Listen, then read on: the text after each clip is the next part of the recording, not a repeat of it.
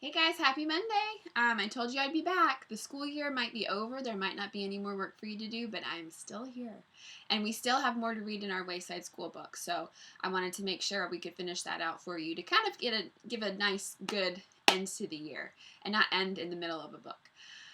So that's what we're going to do today. I also want to let you know, tell your parents, I'm going to post a video tomorrow about how to transfer the chrysalis from the cup to the butterfly net. I've had a couple parents ask, and so I'm going to post that video tomorrow. You might have a caterpillar that has made the chrysalis at the top of the cup, so I'll show you how to do that. You may have a caterpillar who has made their chrysalis on the side of the cup or the bottom of the cup. So I'm also going to show you how to transfer those a little bit different than the way they should be if they were at the top of the cup. So that's going to come out tomorrow. I'll send that to you in case you need to look at that and figure out what to do. And then we'll go from there, and hopefully we'll have some butterflies in the next few days. Okay, so I'm going to go ahead and get started on reading today. We are on chapter 19. It is called Time Out. So let's go ahead and start. You can read with me, freeze me, pause me, whatever, read by yourself, or just listen. Miss Zarves taught the class on the 19th story. There is no 19th story, and there is no Miss Zarves. You already know all that. But how do you explain the cow in her classroom? Miss Zarves drew a triangle on the board. A triangle has 3 sides, she said, then pointed to each side. 1, 2, 3. She drew a square. A square has 4 sides. 1, 2, 3, 4.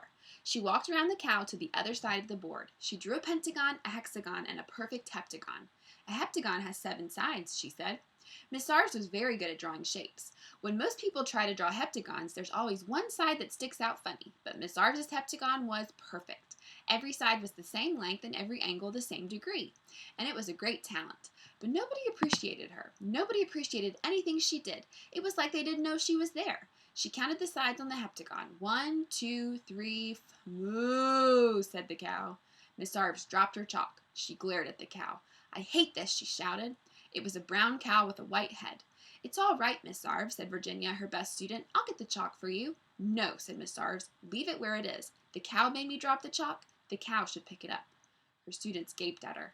I will not continue, said Miss Zarves, until that cow picks up the piece of chalk and draws an octagon on the board. She folded her arms across her chest, stared at the cow, and waited. Roy raised his hand. Yes, Ray. Ray raised his hand. Yes, Ray, said Miss Zarves, arms still folded across her chest. Cows can't pick up chalk, said Ray. Miss Zarves sighed. I know, she said. And I can't teach with a cow in my classroom. No one had ever seen Miss Zarves so upset. She usually had a pleasant disposition. It's okay, Miss Zarves, said Virginia. I don't mind the cow. You get used to it after a while, said Ray. What cow? Asked Nick. Oh, that one? I forgot I was here.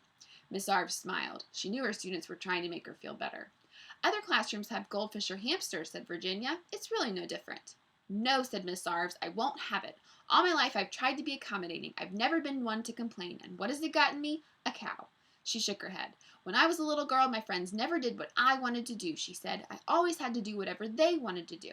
And my teacher never called on me in class. She always called on the kids who just shouted out without raising their hands, even though she said she wouldn't. She'd say, I won't call on you if you don't raise your hand, but then she always did anyway. But I was a good girl. I never shouted out.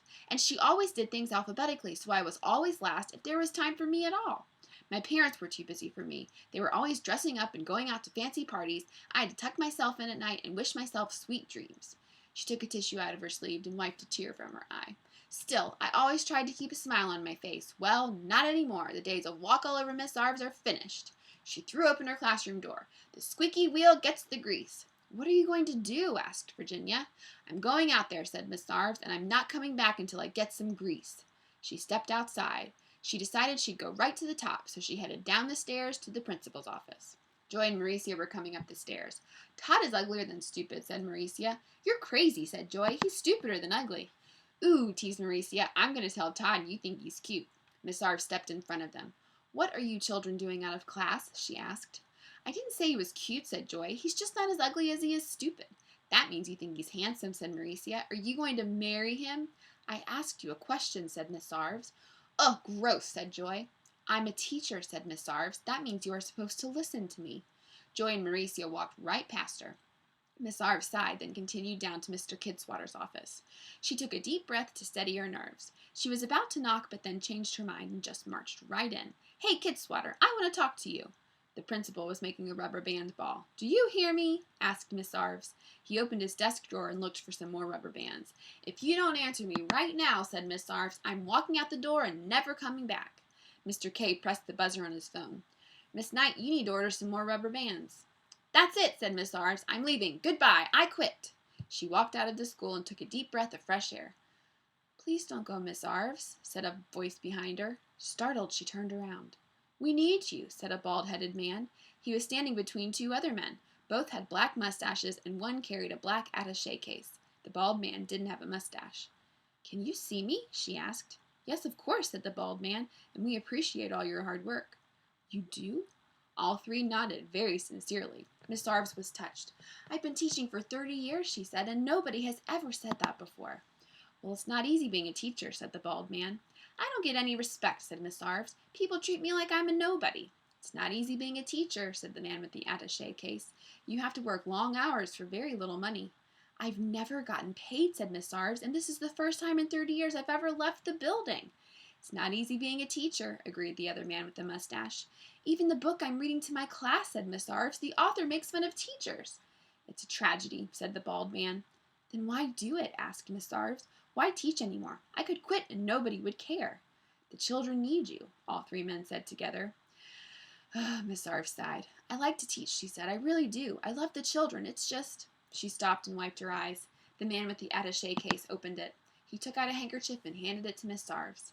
"Thank you," she said, blew her nose, then gave it back to him. He placed it back in his attaché case. "Can you at least get the cow out of my classroom?" she asked. The bald man smiled. "I'll see what I can do," he said. Miss Zarves smiled as she slowly shook her head. Then she turned and walked back into the building. So Miss Zarves was going to get out. She's been teaching for 30 years. She's never been paid, and she's still there. And she went back in.